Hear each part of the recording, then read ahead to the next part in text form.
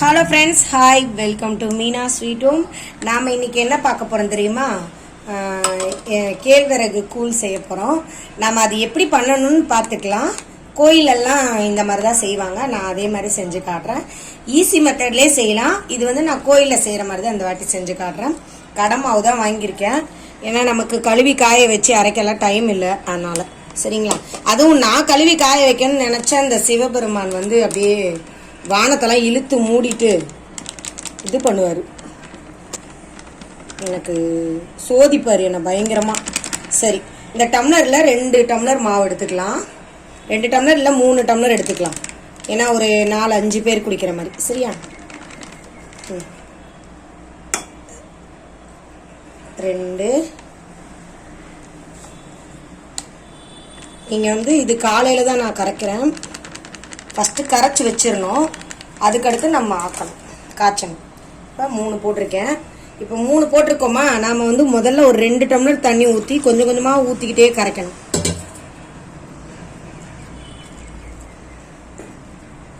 கட்டி விழாமல் கரைங்க, சரிங்களா? 1 ஊற்றிட்டேன்னா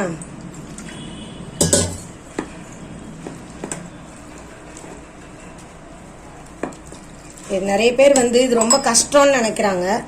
நானே அப்படிதான் இருந்தேன் முன்னாடிலாம். இப்போ வந்து நினைக்கும் போது செய்யலாம் அப்படின்ற மாதிரி ஆயிட்டேன். இந்த பார்த்தீங்களா, இது 2 டம்ளருக்கே இப்படி இருக்கா. இப்போ நம்ம என்ன பண்ணோம், இன்னும் ஒரு 1/2 டம்ளர் ஊற்றிக்கோங்க.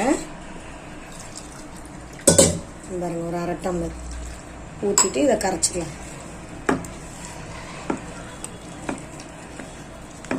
கட்டி மட்டும் சேர விடாதீங்கன்னு, அப்போ வேகாமல் அது வந்து நம்ம கூழ் காய்ச்சும் போதும் ஒரு மாதிரி இருக்கும். கையை நல்லா கழுவிட்டு செய்யுங்க, இல்லைன்னா மாவு ஒரு மாதிரி புளிச்ச ஸ்மெல்லு வரும். நம்ம காய்ச்சும் போது சுத்தமாக இருக்கணும் கை.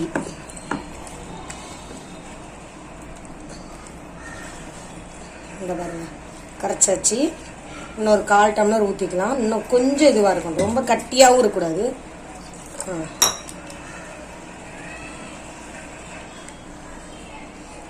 கட்டியே இல்லை, சூப்பராக வந்துருச்சு இந்த வாட்டி.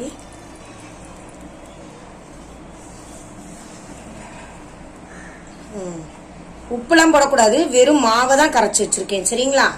இங்கே பார்த்துக்கோங்க, கரைச்சாச்சு. இந்த பதத்தில் கரைச்சி வச்சுக்கோங்க. இந்த மாதிரி நம்ம தோசைக்கல் ஊற்றுற பதத்தில். கேழ்வரகுல அடை கூட செய்யலாம், எனக்கு டைம் இல்லை. ஒரு நாள் செஞ்சு போகிறேன் முருங்கைக்கீரை வச்சு. சரி, இதை நம்ம என்ன பண்ணால் இப்படியே கரைச்சிட்டு ஒரு தட்டை போட்டு நல்லா சைட்லலாம் வலிச்சு விட்டுட்டு மூடி வச்சிருங்க. அவ்வளோதான். நல்லா இந்த இடத்துல துணி வச்சு தொடச்சிடலாம், ஈர துணி வச்சு. இந்த மாதிரி நல்லா தொடச்சிட்டு அப்படியே ஒரு தட்டு போட்டு மூடி வச்சிடலாம். மூடி கிச்சன்லேயே வச்சிருங்க. அடுத்து என்ன பண்ணணும்னு சொல்கிறேன். இது இப்படியே இருக்கட்டும் ஒரு ஓரமாக. சரிங்களா? இங்கே பாருங்கள், காலையில் கரைச்சி வச்சது. இப்போ நம்ம என்ன பண்ணலான்னா, இது வந்து 3 டம்ளர் மாவு போட்டு கரைச்சோம். இப்போ வந்து 1 டம்ளருக்கு 2 டம்ளர் வீதம் தண்ணி ஊற்றுங்கண்ணே. 1 டம்ளர் மாவுக்கு அப்போ நம்ம 6 டம்ளர் ஊற்றணும். 2, 3, 4, 5. நீங்கள் நடுவில் கூட ஊற்றிக்கலாம். ஏன்னு கேட்டால் கட்டி ஆயிட்டுன்னு வச்சுக்கோங்க, நீங்கள் நடுவில் கூட தண்ணி ஊற்றி சரசரன்னு செய்யலாம், தப்பே கிடையாது. நம்ம தான் சாப்பிட போகிறோம், ஒன்றும் பிரச்சனை கிடையாது. நான் 6 டம்ளர் ஊற்றிருக்கேன். நடுவில் பத்தலைன்னா நமக்கு கெட்டி ஆகும்போது இது வேகிறதுக்குள்ள ஊற்றணும். இப்போ நம்ம வந்து அடுப்பு பற்ற வச்சிடலாம். தண்ணி நல்லா சூடாகட்டும், நல்லா கொதி வரணும். சரிங்களா? அது வரைக்கும் நான் மூடி வைக்கிறேன். தண்ணி நல்லா கொதிக்குது. இப்போ என்ன பண்ணு, இது ரொம்ப கட்டி ஆயிடுச்சு பாருங்க. அதனால இதில் ஒரு 1/2 டம்ளர் ஊற்றி இந்த மாதிரி கிண்டிக்கோங்க. ஏன்னு கேளுங்க, நம்ம கட்டியாக இருந்துச்சுன்னா ஊற்றி கிண்டுறதுக்கு வாட்டமாக இருக்காது. அதனால சும்மா இந்த மாதிரி போர்க்க வச்சு கை விடாதீங்க, இப்போ புளிச்சு போயிடும் மாவு. அதனால இந்த மாதிரி கரண்டியில தான் கிண்டணும், சும்மா நம்ம கை விடக்கூடாது. இப்போ என்ன பண்ணுன்னா, இதில் கொஞ்சம் கொஞ்சமாக ஊற்றி கிண்டிக்கிட்டே இருக்கணும். இந்த பாருங்க, தண்ணி ஆயிடுச்சு. எப்படினாலும் கட்டி ஆயிடும். இப்படியே ஊற்றிக்கிட்டே கிண்டணும், கட்டி விடாம. டப்பு டப்புன்னு மேலே தெரிக்கும், பார்த்து கொஞ்சம் பத்திரமா நில்லுங்க. இந்த கட்டியாவது மாவு. ஸ்டவ்வை சிம்ல வை, பொங்கி வருது. இப்போ இதை வலிச்சு ஊற்றிடலாம். முடிஞ்சு எல்லாத்தையும் ஊற்றிட்டேன் நான். அந்த சூட்டிலே கிண்டணும், உப்பு போடக்கூடாது, சுடு தண்ணியிலே இப்படி சும்மா வேக வைக்கணும். சரிங்களா? வெளியே உடைஞ்சிட்டு ஸ்டவ்ல உடைஞ்சிட்டு வேகமா தூக்குறேன். இந்த மாதிரி கிண்டி விடுங்க, கட்டி சேராம.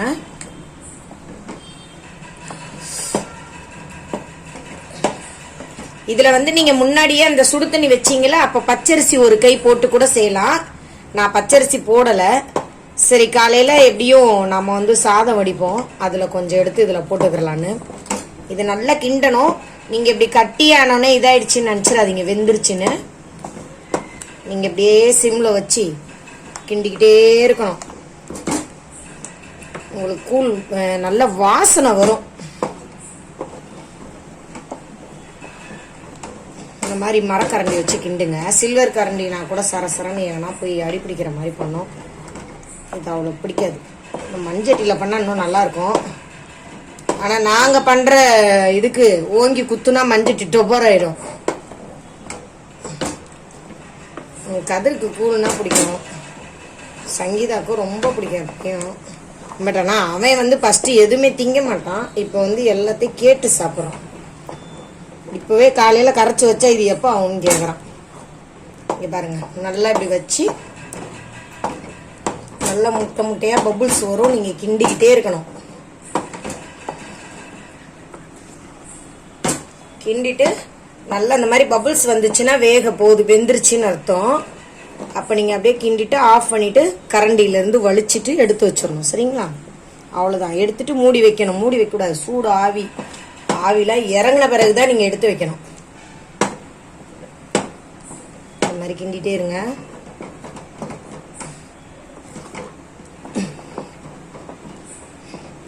இந்த கிண்டுறதுக்குள்ள நான் கூலாயிடுவேன்.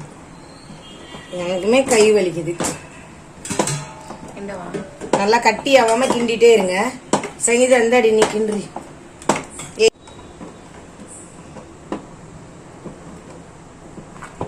மாத்தி மாத்தி கிண்டிட்டே இரு, நீ சொல்லிக்கிட்டே இரு. அது பபுள்ஸ் வர ஆரம்பிக்கும், முட்டை முட்டையா தெரிச்சு. அட விட்ட அடி பிடிச்சிரும் பபுள்ஸ்மா. இந்த மாதிரி நல்லா கிண்டிக்கிட்டே இருங்க. அப்படியே முட்டை முட்டையா வரும் உங்களுக்கு, மேல தெரிக்கிற மாதிரி. அந்த மாதிரி வரும்போது உங்களுக்கே வாசனை வரும். கேழ்வரகு பச்சையா இருந்தா எப்படி இருக்கும், கொஞ்சம் வாசனை வரும். அப்ப நீங்க ஆஃப் பண்ணிடும். வருது பாருங்க, கொதிக்குது. உனக்கு வருதாடி கூழ் வாசனை?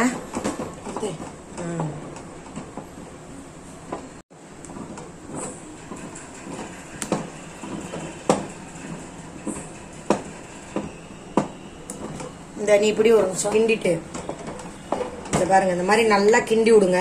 எல்லாத்தையும் உள்ள வலிச்சு விட்டு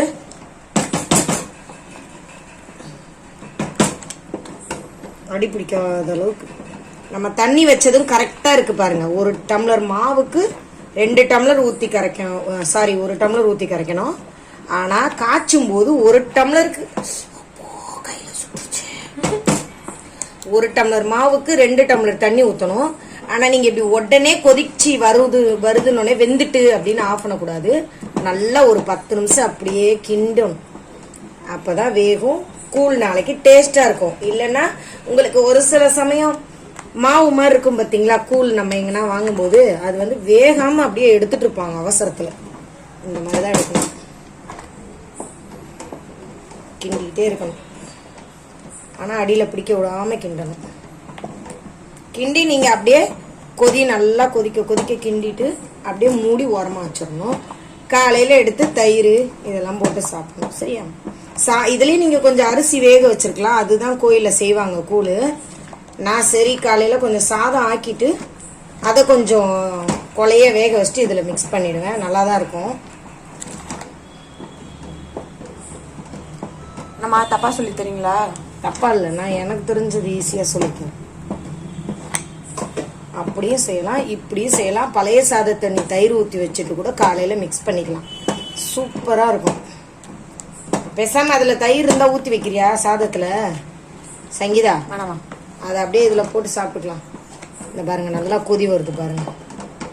இதை அப்படியே இன்னும் நீங்க கட்டி ஆக்கி இது பண்ணீங்கன்னா களி. அவ்வளவுதான் விஷயமே. சாதம் அரிசி கொஞ்சம் போட்டு கட்டியா ஆக்கி சுருள சுருள சுருள கட்டியா ஆக்குனீங்கன்னா களி உருண்டை பிடிச்சிடலாம். இது கேழ்வரகு கஞ்சா குடிக்கலாம், கேழ்வரகு கூழா குடிக்கலாம், சோறாவும் சாப்பிடலாம். நல்லா கொதிச்சிருச்சு. நீங்க இப்போ வந்து அம்மு ஒரு துணி எட சரி அவ்வளவுதான். அதாவது நம்ம ஒரு 15 நிமிஷத்துக்கிட்ட வச்சு கிண்டிக்கிட்டே இருந்திருக்கோம். இப்போ நீங்க ஆஃப் பண்ணிருங்க. ஆஃப் பண்ணிட்டு நல்லா கொதிக்குது பாருங்க. இப்போ ஆஃப் பண்ணிடலாம். கொதி நின்றுச்சு. ஆஃப் பண்ணிட்டு இந்த மாதிரி கரண்டியில் இருக்கிறதுல ஒரு தண்ணியை தொட்டு தொட்டு வலிச்சு விடுங்க. சுடும், அதனால கரண்டி தண்ணி தொட்டுக்கிட்டீங்கன்னா சுடாது. மேலெல்லாம் இருக்குல்ல காலைல அப்படியே கட்டி ஆயிடும், காஞ்சி. ஒன்றும் தொட்டா ஒன்றும் வந்துட்டோம்ல. இந்த மாதிரி எல்லாத்தையும் வலிச்சு விட்டுட்டு நல்லா ஆறுன பிறகு நீங்க தட்டு போட்டு மூடணும்னு. இப்ப போடக்கூடாது. தட்டு போட்டீங்கன்னா வேர்த்து வடிஞ்சு எல்லாம் உள்ள இதாயிடும், கெட்டு போயிடும். அதனால நல்லா ஆறுன பிறகு நீங்க இது பண்ணும். ஸ்டவ் விட்டு கீழே கூட இறக்கி வச்சிருங்க. இந்த மாதிரி இறக்கி அப்படி வச்சிடலாம். கூழ் ரெடி ஆயிடும். காலையில கூழ் குடிக்க வாங்க எங்க வீட்டுக்கு. ஆனா ஃபர்ஸ்ட் டைம் செய்யறோம் கூழ். ஏன்னா நான் நிறைய வாட்டி செஞ்சு குடிச்சிருக்கோம். இது வீடியோக்கு இப்ப இதப்பதான் செஞ்சிருக்கோம். இது இப்படியே ஆறுன பிறகு மூடி வச்சிடலாம் நம்ம. சரியா? இப்போ வந்து நம்ம வந்து கூழ் வந்து கரைக்க போறோம். அதுக்கு முன்னாடி அதை சாப்பிட்றதுக்கு வத்தல் எல்லாம் வறுத்து எடுத்துக்கலாம். இது சுண்ட வத்தல். சுண்ட வத்தல் அடிக்கடி வறுத்து சாப்பிட்டா நல்லது தெரியுமா? ஏன்னு கேளுங்க, வயிற்றுல பூச்சி எதுவும் வராது. இது கசப்பு தன்மை இருக்கும்ல, அதனால இதுல பூச்சி எதுவும் வராது. அதனால ஊர்லலாம் அடிக்கடி செய்வாங்க. இங்கெல்லாம் அதை பார்க்கறதே பெரிய அதிசயமா இருக்கு. என்னடா அது?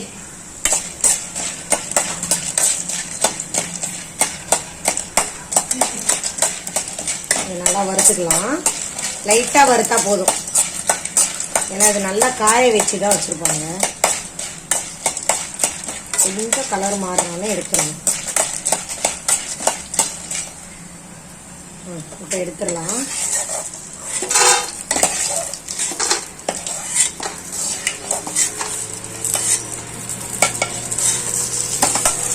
அடுத்து கொஞ்சம் மோர் வத்தல் வறுத்துக்கலாம்.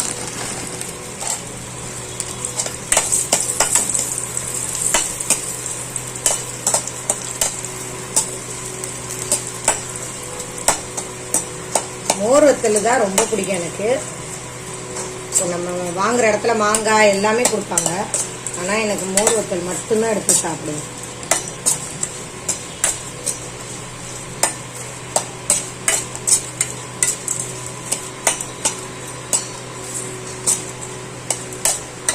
நல்லா வறுத்துக்கோங்க. இது ப்ரௌன் ஆயிடுச்சு. ஸ்டவ் ஆஃப் பண்ணிடலாம். எடுத்தாச்சு.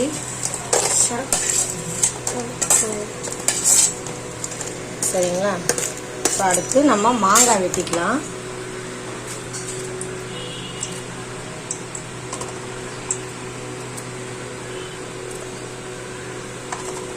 மாங்காய் ஸ்லைஸா போடுமா? முழுங்கிடுவேன் அப்படியே. நீனு சாப்பிட்றதுக்கு வாட்டமா கேட்குற, ஒரு பீஸ் எடுத்துக்கலாம்னு.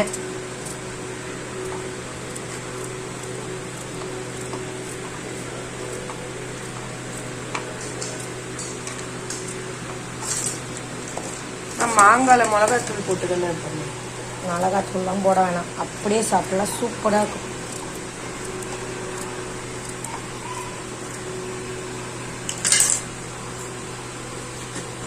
இதில் லைட்டாக உப்பு போட்டுக்கலாம். மாங்காயில் மட்டும்தான். வத்தல் எல்லாம் இருக்கும். நீங்கள் சும்மா அந்த மாங்காய் புளிப்பு இருந்தால் இழுக்கிறது தான் இது. சரி, போட்டாச்சு. இப்போ நம்ம கூழ் கரைக்கலாம். இது வந்து நான் சொன்னேன்ல, பச்சரிசியை வந்து சாப்பாடு ஆக்கி வச்சிருக்கேன். கொஞ்சம் கொலையே வேக விட்டுருக்கேன். இது வந்து கொஞ்சம் லைட்டா சூடா இருக்கு. நம்ம இதுல போட்டு ஆற வச்சிடலாம். கூழ் இதுல தான் கரைக்க போறோம். போதுங்களோ, நல்லா மசிச்சு விட்டுருங்க. ஏன்னு கேளுங்க, இது திப்பி திப்பியா இருந்தா போதும் சாப்பாடு. இது கொஞ்சம் ஆறட்டும். ஆறிடுச்சு. இப்ப நம்ம என்ன பண்ணோம்னா, கரண்டியில வந்து தண்ணியை தொட்டுட்டு கூழ கரண்டி விட்டு எடுத்துக்கலாம். இப்படிதான் இருக்கும் கட்டியா.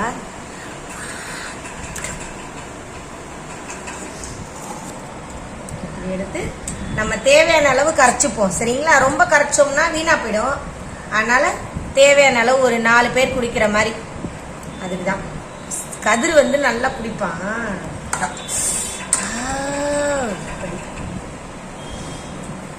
எடுத்துட்டோமா? நம்ம கையில தான் கரைக்கணும், கரண்டி போட்டுலாம் கரைக்க முடியாது. இப்ப தயிர் ஊத்திக்கலாம்.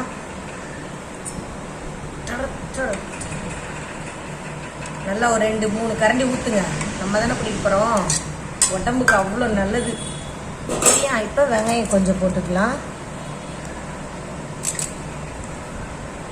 இப்ப நம்ம சால்ட் கொஞ்சம் போட்டுக்கலாம். இது என்னது, ஒரு 3/4 ஸ்பூன் அளவு போட்டிருக்கேன். இது கூடவே கையை நல்லா கழுவிக்கோங்க. இப்ப தண்ணி லைட்டா தெளிச்சு கரைச்சிக்கோங்க. நல்லா இருக்கு. அல்வா மாதிரி இருக்கு. சங்கீதா,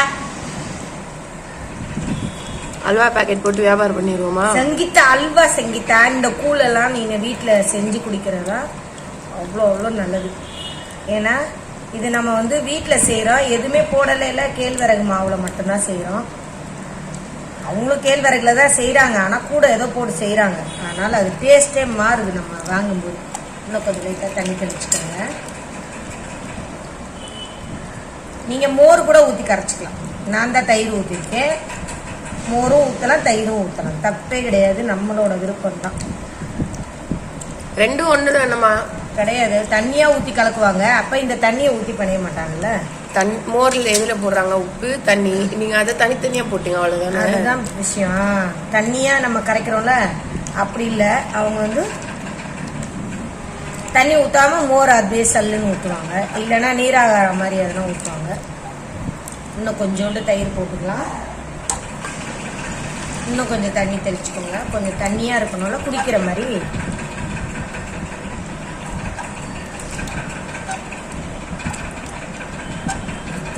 நெல்லுச்சோறு மணக்கு கத்தரிக்காய் முத்து வச்ச மீன் குழம்பு எண்ணெய்க்கு. அது மாதிரி இது வந்து செஞ்சு சாப்பிட்றதுன்றது பெரிய விஷயம்தான். ஈஸி தான் வேலை. நம்ம எல்லாம் சேர்த்து அந்த நேரத்துக்கு இருக்கணும், வேற ஒன்றும் இல்லை. எல்லாம் இருக்கணும், டக்கு டக்கு டக்குன்னு நம்ம கரைக்கணும், சாப்பிடணும். நம்ம போட்டிருக்கோம்ல அது வெங்காயத்தை இப்படி நல்லா பிணைஞ்சு விடுங்க. அப்போ தனித்தனியா பிரியும்.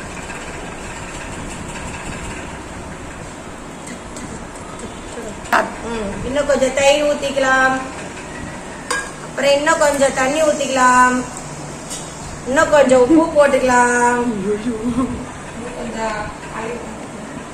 சங்கீதா சத்தமா பேச சொல்லிச்சு, கேட்கல, சத்தமா அப்படி சொல்லிச்சு. சரி, குடிக்கிற மாதிரி வந்துருச்சு. கொஞ்சம் கட்டியா குடிங்க கூழ், அதான் நல்லது. ரொம்ப தண்ணியா இருந்ததுன்னா உங்களுக்கு டேஸ்ட் வராது. ஓகேவா? இது வந்து நல்லா இன்னும் 3 நாளைக்கு வச்சு குடிக்கலாம். காலைல கொஞ்சம் சோறு போடணும்னு நினைக்கிறேன். சோறா? சோறு வேணாம். ஏமா? சோறே தெரியலமா? அதுல இருக்கு சோறு, எவ்வளவு இருக்கு பாரு. தெரியவே இல்லைங்க, தயிர் தாம்மா தெரியுது. இன்னுமே கொஞ்சம் போடுமா? போடும். போட்டாச்சு. சட்டி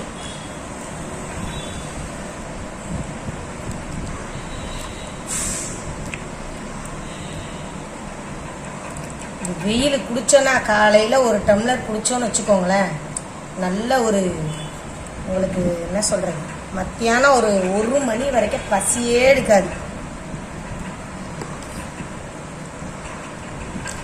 அவ்வளோதான், ரெடி ஆயிடுச்சு. இப்போ நம்ம டேஸ்ட் பார்க்குறோம். சரிங்களா? கதிர்வா கதிரையோட நானே சங்கீதா. ஓ கூழு கொஞ்சோண்டு உப்பு போடுமா? அதேமா அப்படி சொல்றீங்க? டேஸ்டி சங்கீதா, செம்ம டேஸ்டி. அப்படி இருக்கு எனக்கு. கதிர் வரியா? கதிர் டக்குன்னு போ. கதிர் வந்து என்ன தெரியுமா பண்றா, தூங்கி எழுந்திரிச்சு பல்லு தேய்க்காம படுத்திருக்கான். அதனால தான் வரமாட்டான். வாடா கதிரே. சரி வா. லாஸ்ட்ல தான் வெங்காயம் போட்டு நம்ம மிக்ஸ் பண்ணிக்கணும். ஓகே பரவாயில்ல. இருந்தாலும் நாம வந்து முதல்ல போட்டிருக்கோம். இப்ப வந்து நாம கூழ் குடிக்க போறோம். கதிரிக்கிட்டு வாயே, அம்மா கை கழுவு தான் தண்ணி எடுத்துக்கோ. அப்படியா வாடா. தண்ணி கேட்டா அப்படியே குடிங்க. சோம்பி சோம்பி செய்த ஊத்தவா கூழா இல்ல டீயா? இப்ப என்ன பிரச்சனை உனக்கு? நீங்க தான் பிரச்சனை.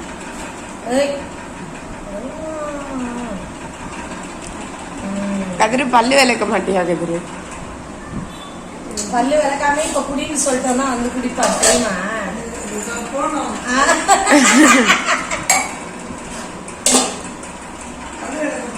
டெய்லி இதே கதை தான் அவன் ஃப்ரெண்ட்ஸ். சாப்பிட்றதுக்குண்டா அப்படியே கப்ப கம்பெனி எப்படா வாயில ஊத்திடுவோம் வயிற்றுல அப்படி யோசிப்பான். ஒரு டம்ளர் குடிச்சிங்கன்னு வச்சுக்கோங்க, நீங்க சாப்பிடவே வேண்டாம் இந்த கூழ். யார் யாருக்கு கூழ் வேணும் சாப்பிடவே வேணாமா இதுக்கு வாங்க. பாத்தீங்களா, டெய்லி இதே கதை தான் அவன் ஃப்ரெண்ட்ஸ். சாப்பிட்றதுக்குண்டா அப்படியே கப்ப கம்பெனி எப்படா வாயில ஊத்திடுவோம் வயிற்றுல அப்படி யோசிப்பான். ஒரு டம்ளர் குடிச்சிங்கன்னு வச்சுக்கோங்க, நீங்க சாப்பிடவே வேண்டாம் இந்த கூழ். யார் யாருக்கு கூழ் வேணும் சாப்பிடவே வேணாமா இதுக்கு வாங்க. பாத்தீங்களா,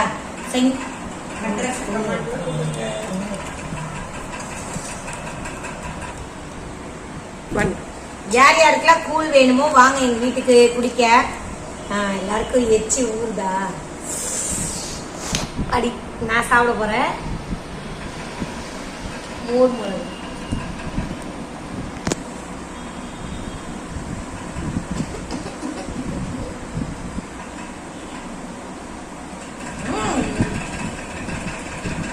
பாய் சொல்லுங்க. வீடியோல என்ன பார்க்க வச்சு சாப்பிட்டுட்டு இருக்கீங்க எல்லாரையும்? சரி ஓகே ஃப்ரெண்ட்ஸ், இந்த லேடி வந்து பேசுறாங்க ஃப்ரெண்ட்ஸ். சரியா, நீங்க எல்லாம் ட்ரை பண்ணுங்க வீட்ல. இந்த மாதிரி ஐயோ யாரோ திட்டுறாங்க, உங்க சப்ஸ்கிரைபர்ஸ் தான்.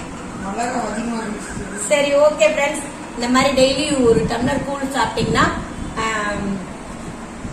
நமக்குலாம் இந்த 40 வயசுக்கு மேல எலும்பு பிரச்சனை எல்லாம் வருதுல்ல, அதெல்லாம் வரவே வராது. ஆனா நீங்க ஸ்டார்டிங்ல இருந்து குடிக்கணும்.